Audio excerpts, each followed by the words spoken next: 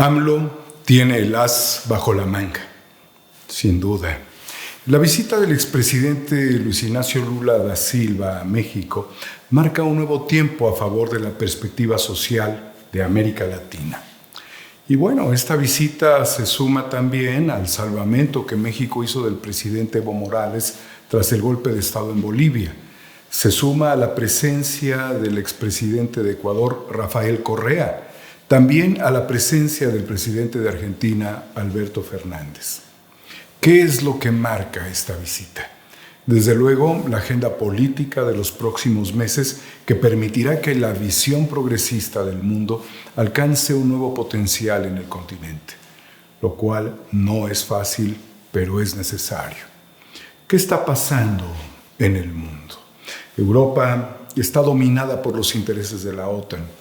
Los países europeos tienen a los peores gobernantes desde la Segunda Guerra Mundial y Estados Unidos promueve una estrategia para tomar el control del viejo continente y arrebatarle la posición a Alemania y a la propia Inglaterra, que tras el Brexit le dijo adiós al sueño de unidad e integración económica de Europa.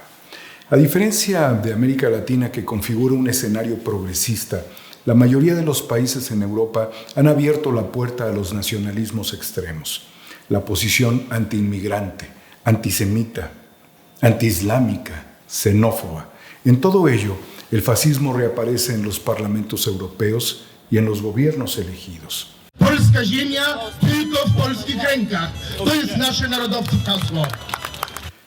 En Polonia se advierte un crecimiento del autoritarismo y la desaparición del Estado de Derecho, mientras las olas migratorias de ucranianos hacia aquel país es bien recibida por los polacos. Pero el trato a los africanos que salen de Ucrania, al contrario, es racista. El presidente de México regresó al Parlamento Europeo con sede en Estrasburgo, una carta donde señala de borregos y también de injerencistas a los eurodiputados. Esta situación levantó ámpulas en nuestro país por el lenguaje nunca antes expresado en la política exterior mexicana.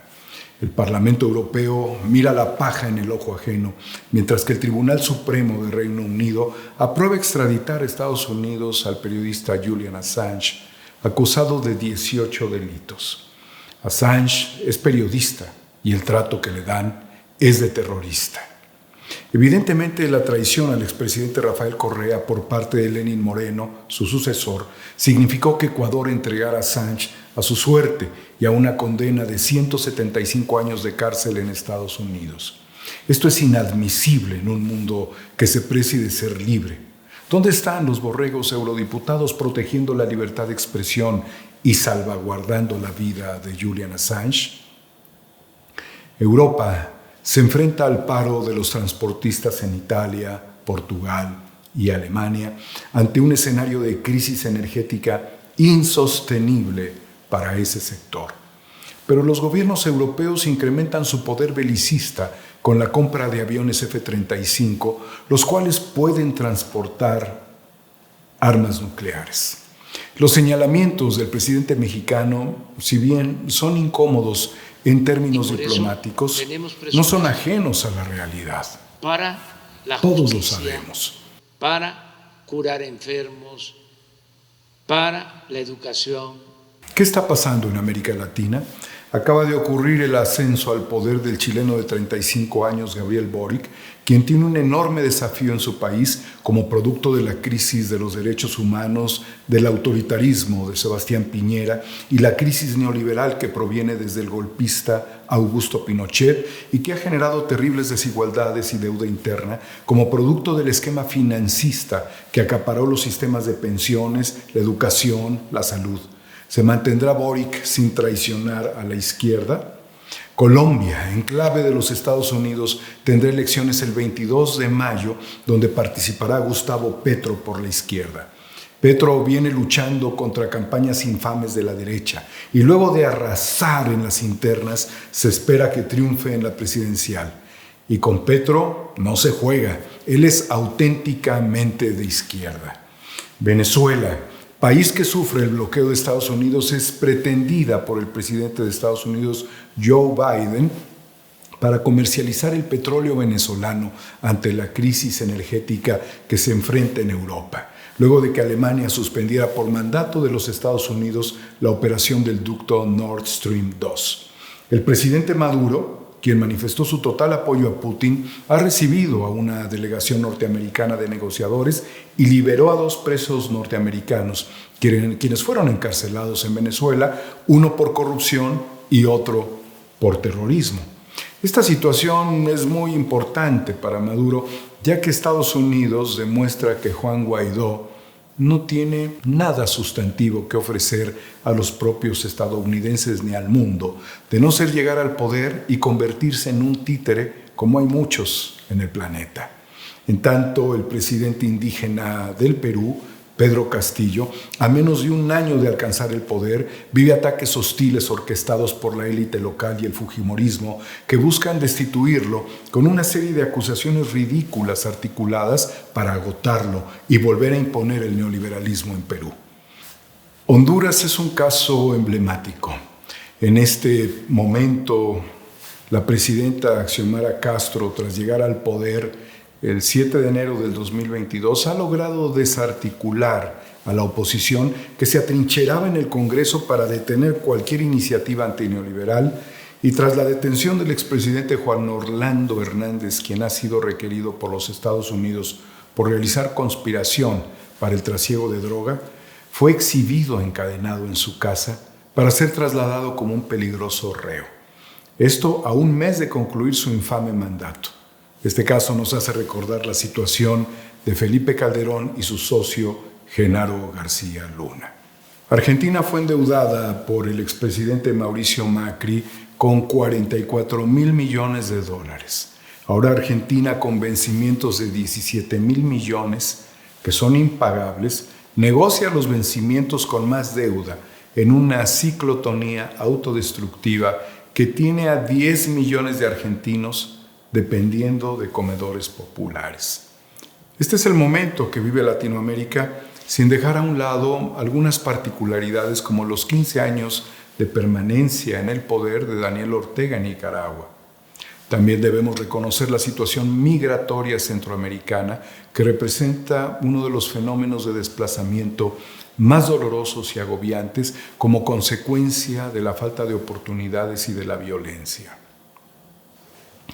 El Salvador está buscando sus propias fórmulas para enfrentar la crisis económica, abriéndose a las criptomonedas, mientras que Haití es un escenario de desolación y miseria, junto con la corrupción, la violencia política luego del magnicidio del presidente Jovenel Moïse el 7 de julio del 2021 y el devastador terremoto del 14 de agosto del 2021. Haití no es un país. Hoy América Latina es más importante que Europa, ya que su población es más joven. Sus líderes políticos vienen de luchas muy fuertes contra el modelo neoliberal. En el caso de México, la Cuarta Transformación ha reducido la influencia mediática desde el año 2006, cuando el despotismo de los gobiernos panistas y el poder de control de los medios de comunicación impusieron un cerco informativo al luchador social López Obrador. La gente lo tiene en la memoria cercana. López Obrador tiene la posibilidad, en un margen de tiempo muy limitado, de armar una estrategia regional frente al mundo multipolar, tera, penta, hexapolar. Lograr la misión de que nuestros países se conviertan en un nuevo polo significa desarrollar una agenda común bien lograda de desarrollo y de defensa. Distintos espacios como el creado tras la caída del muro, me refiero al Foro de Sao Paulo, el Grupo de Puebla y la CELAC, que se reunió en la Ciudad de México en septiembre de 2021, contribuyen con su experiencia a ese objetivo, teniendo agendas comunes. Pero la integración digital que se vive entre los ciudadanos de Latinoamérica y del mundo supera por mucho las cumbres de mandatarios y las acciones de cooperación internacional de estas agendas. México sigue la lucha contra los poderes fácticos que estaban por encima del Estado. Pero falta reformar el poder judicial y crear una vanguardia cultural. Sin vanguardia no hay cambios, debemos impulsarla. La lucha contra la concentración de la riqueza y la desigualdad que producen pobreza y más violencia nos es común. Andrés Manuel López Obrador tiene el as bajo la manga. Su liderazgo es apreciado en el mundo y principalmente por la gente de nuestros países. Estamos no solo en una guerra focalizada, estamos en una guerra por recuperar la soberanía energética, los minerales para el presente y futuro, la rectoría del Estado sobre asuntos estratégicos, la educación que debe garantizarse sin exclusión, la lucha por la igualdad de los géneros, la lucha por nuestra propia red humana continental y un soporte alternativo a modelos operativos financieros como el SWIFT, sin dejar de lado la defensa ante las imposiciones del Fondo Monetario Internacional, ante el terror impuesto por las farmacéuticas, el sector financista rapaz, el empresariado rentista, los fondos buitre, las colonizaciones corporativas desmesuradas europeas, la lucha contra la inflación.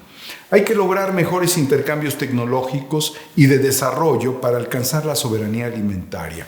México tiene mayor cantidad de tratados comerciales que puede aprovechar. Finalmente, la 4T inaugura una obra muy importante para el país: el nuevo Aeropuerto Internacional Felipe Ángeles, el cual fue construido en tiempo récord y que desde su inicio tendrá operaciones.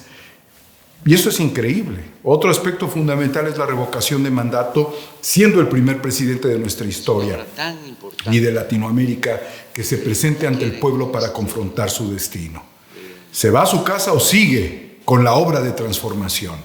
Igualmente, las dos refinerías de este gobierno, la primera adquirida en Texas y la segunda en un nivel de avance impresionante, nos permiten hacer frente a la crisis energética global sin dejar de lado la riqueza de litio que debe ser recuperada con la reforma eléctrica luego de su aprobación en la Cámara de Diputados. AMLO la tiene clara. El presidente López Obrador tiene el as bajo la manga y los líderes del mundo lo saben.